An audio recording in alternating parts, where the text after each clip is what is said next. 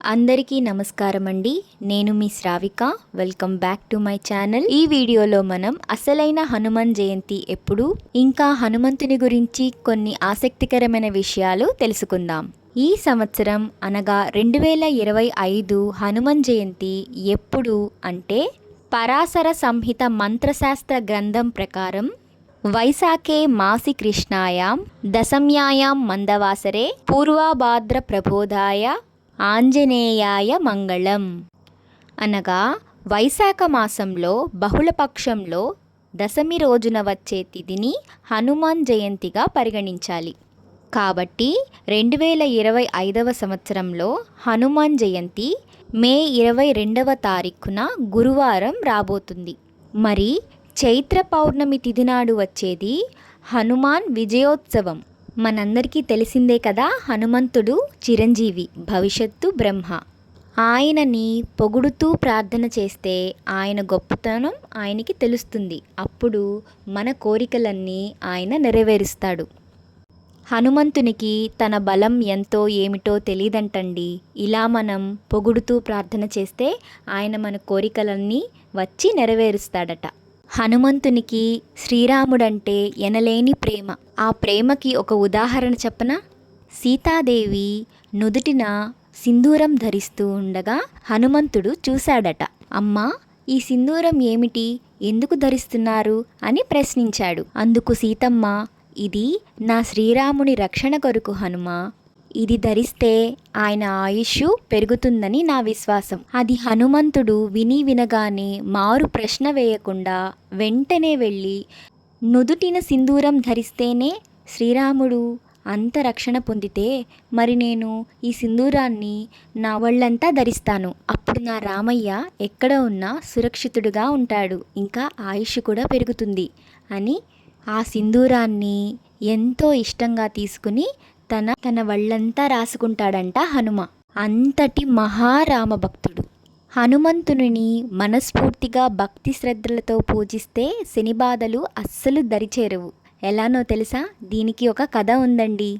సీతమ్మ వారు లంకలో బంధింపబడిన సమయంలో రావణాసురుని భార్య మండోదరి గర్భం దాల్చి ప్రసవించుటకు సిద్ధముగా ఉంది. రావణాసురుడు మహాశివభక్తుడు, అపర బ్రాహ్మణుడు, అపర జ్ఞాని, ఇంకా జోష్యం తెలిసిన మహాపండితుడు.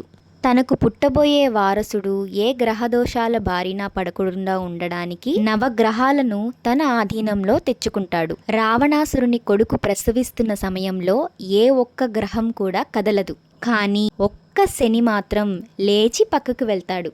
అలా శనిదేవుడు లేచి పక్కకి మారడం వల్ల తనకు పుట్టబోయే కొడుకు అర్ధాయుషుడు అని రావణాసుడు తెలుసుకుంటాడు. ఎందుకంటే అతను ఒక జోష్యం తెలిసిన మహాపండితుడు. అందుకు రావణాసురుడు కోపంతో ఊగిపోయి శనిదేవుడిని కాళ్ళు విరగగొట్టి ఒక గదిలో బంధించేస్తాడు. హనుమంతుడు లంకలో సీతాదేవిని అన్వేషిస్తున్న సమయంలో గదిలో బందీగా ఉన్న శనీశ్వరుణ్ణి చూసి వెంటనే వెళ్ళి స్వయాన తన భుజాల పైన తీసుకుని వెళ్తాడు మన హనుమ.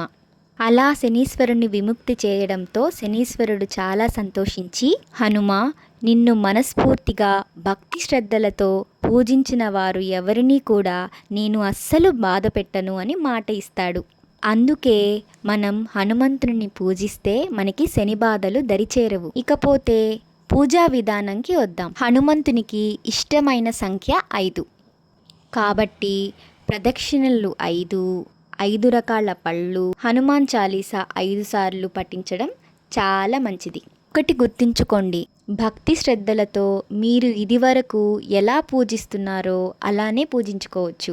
ఒక్కొక్కరు ఒక్కొక్క రకాలుగా చెప్తుంటారు. అన్ని రకాలుగా మనం పూజలు చేయలేం కదా, మనకు తోచినట్లు మనం చేద్దాం. పూజకి కావాల్సింది ఏకాగ్రత, భక్తి, శ్రద్ధ, ఇంకా అచంచలమైన మనస్సు. ఆంజనేయ స్వామి వారికి నచ్చినవి ఏంటండి? వడమాల, తమలపాకుల మాల, సింధూరం, ఇంకా నేను చెప్పినట్లు 5 వచ్చే సంఖ్య. ఇంతకంటే పుణ్యమా? ఆంజనేయం మహావీరం బ్రహ్మ విష్ణుం శివాత్మకం తరుణార్క ప్రభం శాంతం రామదూతం నమామ్యహం. ఈ మంత్రాన్ని జపిస్తూ 3 ప్రదక్షిణల నుండి 5, 7, 9, 16, 21 ఇంకా 108 ఇలా మన శరీరం సహకరించిన మేరకు ప్రదక్షిణ చేస్తూ జపించడం వల్ల మన కోరిక ఏదైనా కూడా నెరవేరిపోతుందని పరాశుర గ్రంథంలో రచించింది. ఆంజనేయుడు ఎంత బలవంతుడంటే అంజనాదేవి హనుమంతుని ప్రసవించిన సమయంలో తనకి ఆకలి వేసి పక్కకు వెళ్ళడం జరుగుతుంది. అదే సమయంలో మన బాల హనుమంతునికి కూడా ఆకలి వేయడంతో అలా నడుచుకుంటూ బయటికి వస్తాడు. అక్కడ అప్పుడే ఉదయిస్తున్న బాలసూర్యుడిని చూసి అది ఒక పండగ భావించి దాని పట్టుకు తిందామని వేగంగా దగ్గరికి వస్తున్న హనుమంతుడిని చూచి అప్పుడే ఉదయిస్తున్న బాలసూర్యుడు ఆశ్చర్యపోయి ఇతడు యుగ యుగాలకు ఒక స్ఫూర్తిగా నిలిచిపోయే ఒక గొప్ప మహానుభావుడవుతాడు అని తన తీవ్రతను సూర్యుడు తగ్గించుకుంటాడట. అంతటి బలోపేతుడు మహానుభావుడు మన హనుమ. జై శ్రీరామ్, జై హనుమాన్. ఇలాంటి మరిన్ని ఆసక్తికరమైన విషయాల కోసం నా ఛానల్ని తప్పకుండా సబ్స్క్రైబ్ చేసుకోండి. Thank you for watching. See you in my next video.